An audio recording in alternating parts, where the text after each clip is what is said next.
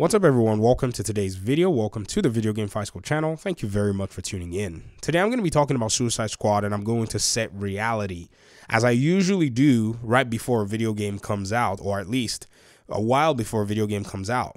Some of you on this channel, you probably are surprised whenever I mention Suicide Squad in a very, I don't know, maybe more negative light, because you know that I gave Gotham Knights the most positive ratings that I could.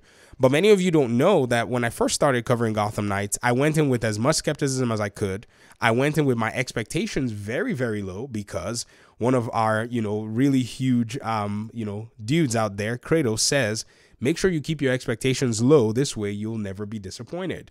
And that's exactly what I did. So when Gotham Knights came out and it basically blew out my zero expectations, I was quite pleasantly surprised. And the game actually had elements that I did like as well. So for me, that was just a win overall, that a video game that I spent time analyzing and looking at was one that I actually did enjoy. Regardless of what anybody else says, the game is still enjoyable to me. It doesn't really matter. But we're looking at Suicide Squad Kill the Justice League, and I'm coming at this with that perspective where my expectations are also kind of low. I'm not hyped for video games ever. I think some people maybe mistake, the fact that you make videos covering a topic as you being hyped, but I'm already grown. Like, I got little kids. They're the ones that actually get hyped for games. I don't.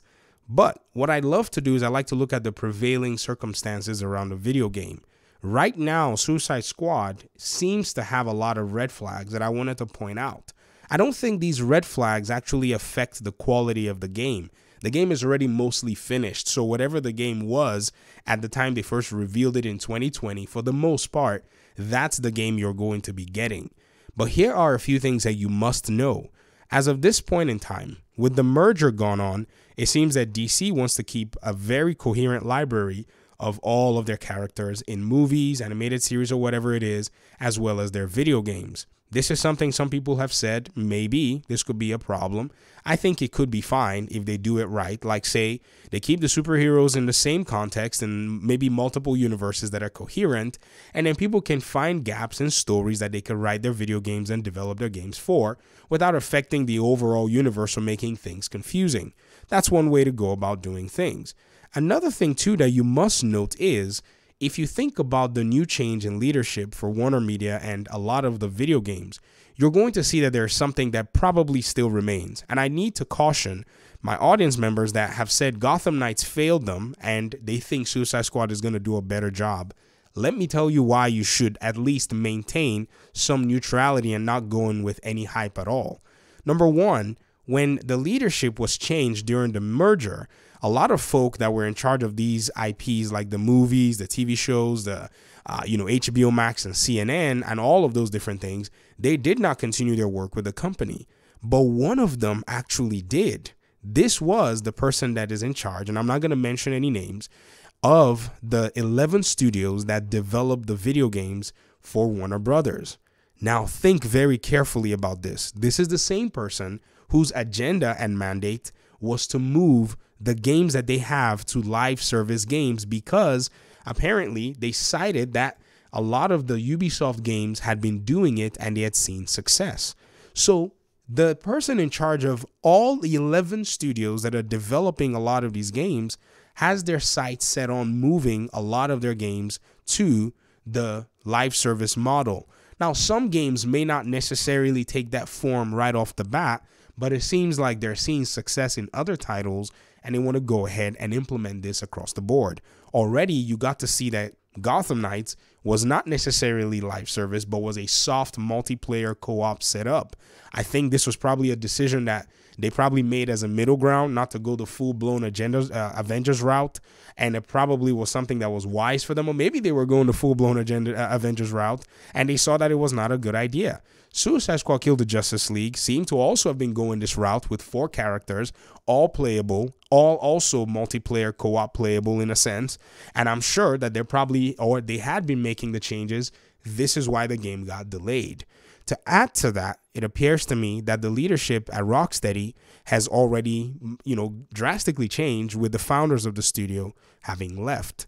When you consider these factors, it must be imperative that you go in with as much of a neutral frame of mind that you can. Going in with too much expectations is what messed a lot of people up with Gotham Knights. There was no way I could tell anybody enough than making 400 videos on this whole thing, telling people this game is going to be like Assassin's Creed. This is going to be an RPG. You're going to be running around the open world fighting respawn missions. Every single thing we saw in Gotham Knights, I probably have a video or 3 on, because I've been playing a lot of these games, looking at them from development perspectives and game design paradigms, and it was very obvious. So when I saw Gotham Knights the way it was, all it reminded me of was Tom Clancy's The Division. So as a Division player, there is no way I was going to sit down with the rest of the crowd and say, oh, Gotham Knights this, Gotham Knights that, because I already know and have experienced multiple variations of video games in their iteration. So to me, I saw that there was a place for that game, but it really lost a lot of its own audience that was expecting, say, video games that were more similar to the Arkham games. You know, the games where you basically going single player, punching bad guys. You have these mechanics. This is what a lot of people wanted, but this is not what a lot of people got. But with Suicide Squad, I don't know what anybody is expecting, but at least I want you to understand the circumstances surrounding the game right now. Now, this doesn't mean that all of the DC games are going to be live service games and so the whole world is grim. No, Gotham Knights didn't even make it to the live service model 100%. It does have elements of it, but at least it's still somewhere in the middle ground. And I'm sure the fans have already said this is what we would like. But then again, there are live service games that are actually good. I think everybody just overreacted, because right now the highest selling game in the world, or the best-selling game in the world, is literally a game that has had over 24 iterations at least, Call of Duty. So what are people telling the executives? What are people telling the people who make video games, who invest millions of dollars in them? It's not YouTube comments that are going to change the industry. This is why I laughed off everybody who said I was ruining the industry for liking Gotham Knights. I mocked a lot of their, comments, not them. I didn't want to mock anybody, but those comments to me, they seem very childish, like they didn't understand the way the world worked. When you get and understand the way the world works, you figure out that what you need to do is, if you really want changes in the gaming industry, you got to support the indie developers until they make your favorite game. And then hopefully they don't grow too big too fast, because when they do, they're going to go with the trends as well so that they can keep up and make more money. This is the way the world is. Remember when all these studios used to be like, indies, they used to be the size and they used to be at the level of indie studios. Now they've become, in quote, AAA, and look at what they're making across the board. And I think it's all as a result of just, corporations and, companies wanting to keep growing. It just is what it is. But at the end of the day, I wanted to make sure that we pointed out these little things so that expectations are set very correctly. When I'm covering Suicide Squad, I'm going to be looking at the comic origins. I'm going to be looking at a lot of different pertinent aspects. And I would love for you guys to hop on with me along the journey, and we'll take a neutral look at it. If the game turns out to be anything phenomenal, I don't know how that's going to happen, but I hope it does. Then definitely I'll be very happy to give it all of the different remarks and congratulations and whatever it is. But I still see a lot of, fun and positive sides. A lot of the different characters in this game I'm looking forward to seeing, because I haven't necessarily seen them outside of specific contexts. Wonder Woman is one of them, which she's also getting her own game, but I'll be very happy to talk about that in its own context. And I'm sure that game is going to be a single player game. There's no way, no doubt that one's not going to be a single player game. But anyways, talk to me in the comment section, and hopefully we'll talk pretty soon in another one. Peace out.